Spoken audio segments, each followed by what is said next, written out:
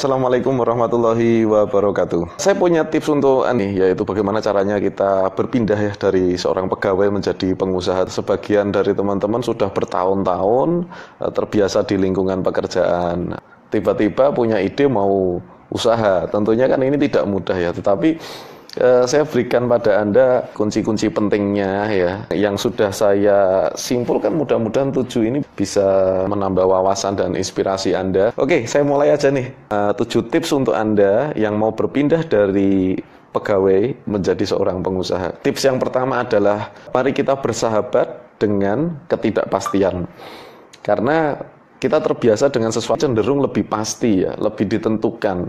Mulai dari waktu bekerjanya, gajinya, kemudian job desk-nya. Kalau Anda masuk kantor jam 7, jam 8, pulang jam 5 sore, gaji Anda segitu.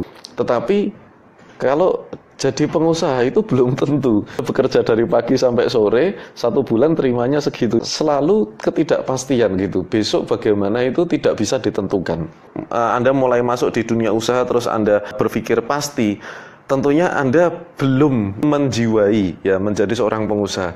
Kadang-kadang kan kalau saya ambil peluang ini, nanti berhasil nggak ya? Kalau nggak pasti berhasil, saya nggak mau gitu. Ya tentunya nggak akan jadi pengusaha kalau gitu caranya. Kalau pengusaha itu pikirnya adalah karena ini belum tentu berhasil, selalu mencari cara. Gimana caranya supaya berhasil? Misalnya bisnis fashion, dan Anda belum ada pengalaman sama sekali di situ.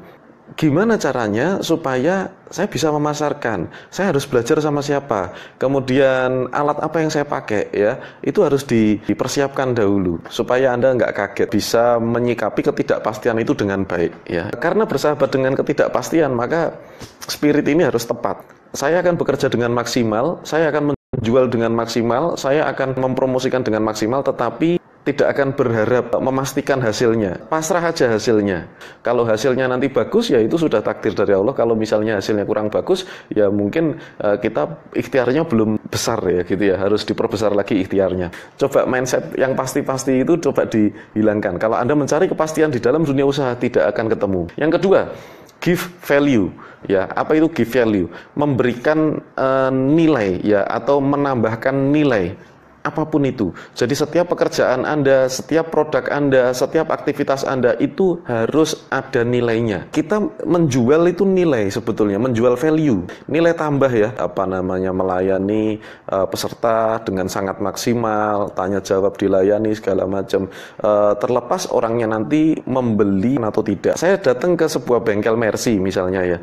Yang satu bengkel resmi, yang satunya bengkel yang tidak resmi.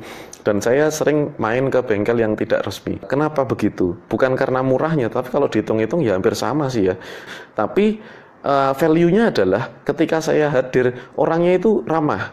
Ya, terus kemudian dia memberikan saya ilmu.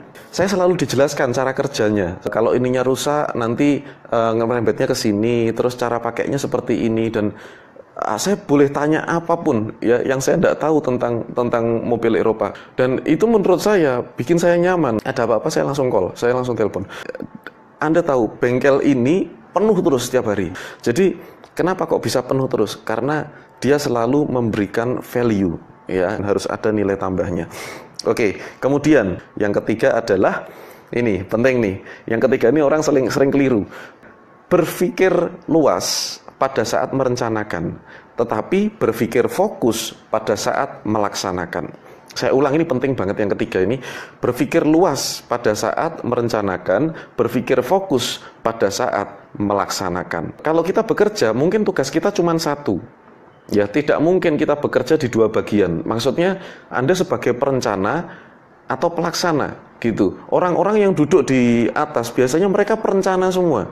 Ya, semua planning, semua decision maker, semuanya dengan planning, data, statistik, mereka makan itu semua.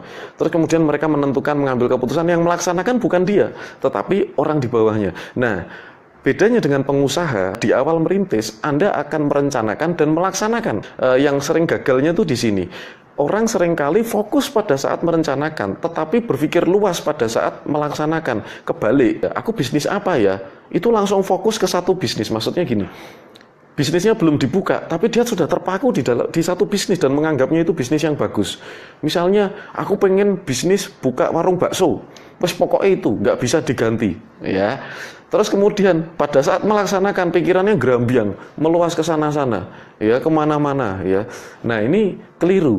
Pada saat merencanakan meluaslah. Maksudnya Anda pengen menentukan bisnis, maka tulislah bisnis apa yang memungkinkan ya untuk Anda jalankan atau Anda tekuni. Tulis sebanyak mungkin, seluas mungkin pikirannya, sekreatif mungkin. Kemudian pada saat melaksanakan tentukan satu dan laksanakan sebaik mungkin, fokus pada keuntungan. Oke, sekarang yang keempat. Ya, yang keempat adalah setiap pengeluaran setiap pengeluaran harus dipikirkan pemasukannya. Ya.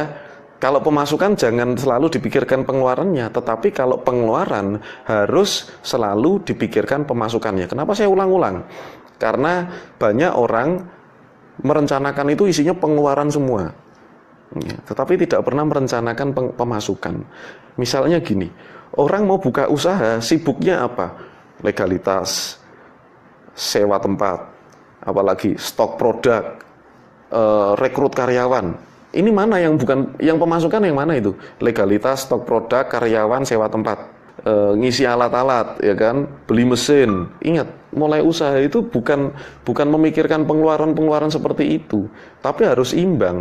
Kalau saya lebih baik saya mikirkan pemasukannya dulu dari mana, baru apa yang diperlukan itu saya lengkapi satu persatu.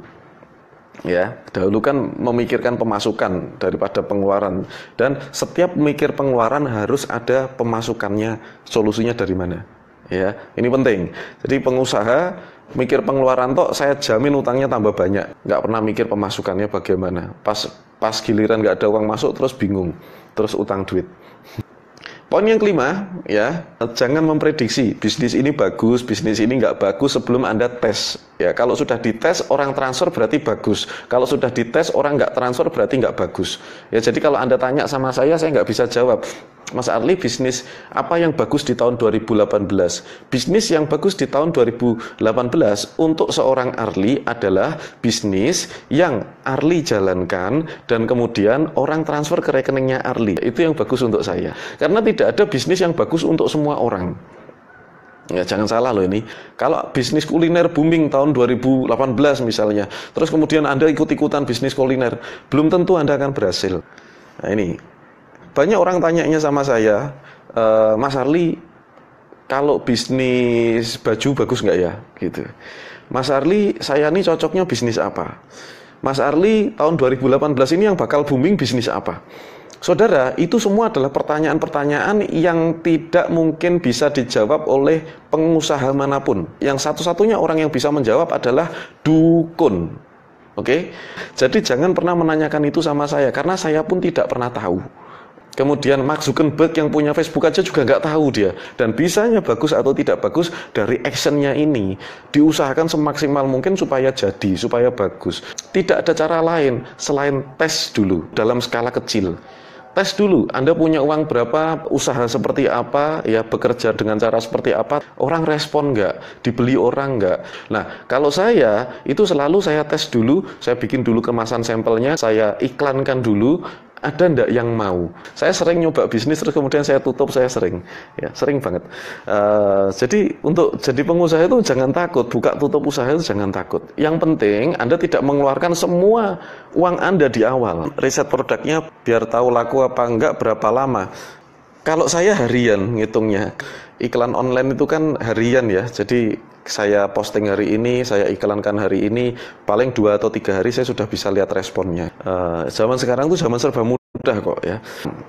Tips nomor 6 adalah tidak ada yang sempurna. Ini. Jadi Anda mau planning sehebat apapun, Anda mau 2 tahun menyusun planning kemudian baru Anda laksanakan, bahkan bisnis yang bertahun-tahun pun tidak mungkin sempurna. Kenapa? Karena bisnis ada dinamikanya. Bisnis itu berubah-ubah, market berubah, teknologi berubah, semuanya berubah. Anda pahami sesuatu hari ini, baru 2 bulan, 3 bulan pasti sudah berubah. Ya semua orang nggak update, ketinggalan. Kalau saya, lebih baik saya ketinggalan berita. Mau ada berita apapun, saya nggak peduli. Tetapi ada informasi Masih apapun tentang bisnis, tentang market, saya selalu update. Jadi makanya kenapa alhamdulillah usaha saya berjalan terus. Untuk misalnya gini, salah satu produk saya untuk bisa menghasilkan profit misalnya 100 sampai 200 juta dalam satu bulan, saya harus mengeluarkan biaya iklan 30 sampai 45 juta. Saya sudah 3 tahun pakai Facebook Ads. Ketika algoritma berubah, saya mengeluarkan biaya 30 juta sampai 45 juta. Itu profitnya drop karena algoritmanya berubah. Berarti saya harus punya solusi lain. Terus saya update ilmu lagi. Poin yang terakhir adalah jadilah pembelajar seumur hidup. Ya, tidak ada waktu untuk santai-santai, bersenang-senang. Jadikan belajar adalah sebagai hobi Anda. Ya, kalau kita hobinya belajar, hobinya cari informasi dari buku, dari seminar, dari workshop, dari YouTube, dari artikel, dari apapun, kita makan semua ilmu. Ya, belajar terus sampai seumur hidup. Ya, maka kemampuan Anda akan terus di-upgrade. Oke, saya ulang kesimpulannya. 7 poin ini berubah ya dari mindset seorang pegawai menjadi seorang pengusaha. Adalah yang pertama, harus bersahabat dengan ketidakpastian. Poin yang kedua, harus memberikan nilai dari setiap aktivitas, setiap produk, setiap pekerjaan Anda. Jadi harus memberikan nilai tambah. Apapun yang Anda lakukan, Anda harus bisa menguntungkan orang lain. Jangan pernah kita hanya mencari untung tok tapi tidak pernah menguntungkan orang lain. Itu Anda tidak akan bertahan lama. Kemudian yang ketiga adalah berpikir luas saat merencanakan dan berpikir fokus saat melaksanakan. Jangan kebalik. Yang ketiga penting banget dan sering orang kebalik. Tidak terbuka dengan berbagai macam alternatif solusi, ya langsung menghakimi. Oh, bisnis kuliner bagus, saya akan masuk bisnis kuliner. Kemudian yang keempat adalah setiap pengeluaran harus dipikirkan pemasukannya. Apapun yang Anda keluarkan, Anda keluar budget untuk iklan, pemasukannya harus Anda pikir. Gimana caranya bikin orang tertarik dengan iklan saya? Kemudian jangan memprediksi. Tidak ada satupun orang yang tahu jawabannya bisnis apa yang bagus tahun 2018, bisnis apa yang bagus untuk Anda, bisnis apa yang bagus untuk saya. Nggak ada orang tahu kecuali dukun. Ya, tidak ada satupun pengusaha kelas dunia pun yang tahu bisnis apa yang bagus. Yang boleh adalah kita tes, jual saja dulu. Orang laku, Anda seriusin. Nggak laku, Anda ganti. Yang keenam adalah tidak ada yang sempurna di dunia ini. Jadi, just do it. Anda sudah merencanakan, Anda merasa rencana Anda sudah layak untuk dijalankan, jalankan dulu. Hasilnya seperti apa, pasrah saja. Ya, karena sudah merencanakan, sudah menjalankan, tinggal doa saja. Itu kan namanya ikhtiar. Ada doa, ada usaha. Ya, hasilnya ya terserah Allah mau kasih berapa. Oke, kemudian yang ketujuh adalah belajarlah seumur hidup. Baca buku, datang ke seminar, Anda lihat YouTube, ya ilmu-ilmu yang bermanfaat untuk Anda makan semuanya supaya bisnis kita semakin berkembang. Karena bisnis yang besar itu bukan karena bidang bisnisnya tepat, tetapi karena pengusahanya. Itu adalah orang yang senantiasa belajar. Mudah-mudahan siapapun Anda yang ingin mengubah kehidupan Anda dari pegawai menjadi seorang pengusaha, saya doakan semoga Allah Subhanahu wa taala melancarkan ikhtiar Anda, meridhoi semua aktivitas Anda. Demikian, mudah-mudahan bisa bermanfaat. Wassalamualaikum warahmatullahi wabarakatuh.